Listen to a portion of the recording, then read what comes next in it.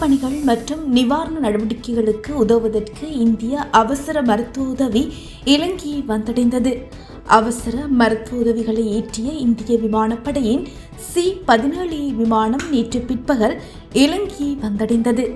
இந்த மருத்துவ பொருட்களில் அத்தியாவசிய மருந்துகள், மருத்துவ உபகரணங்கள் மற்றும் தொடர்ச்சியான மீட்பு மற்றும் நிவாரண நடவடிக்கைகளுக்கு பயன்படுத்தக்கூடிய கள வசதிகள் அடங்கியுள்ளன.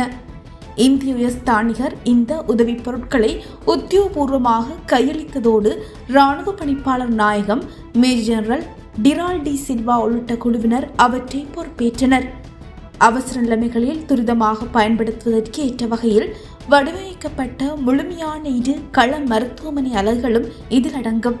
இவற்றில் ஒரு அலகு வெளிமடை பகுதியில் நிறுவப்பட உள்ளது. இது தவிர பாதிக்கப்பட்ட மக்களுக்கு மருத்துவ உதவி வழங்குவதற்காக இந்தியாவிலிருந்து மருத்துவர்கள், வைத்திய நிபுணர்கள், மயக்க மருந்து நிபுணர்கள் மற்றும் ஏனைய சுகாதார நிபுணர்கள் உட்பட 73 மருத்துவ நிபுணர்கள் இலங்கைக்கு வருகை தந்துள்ளனர்.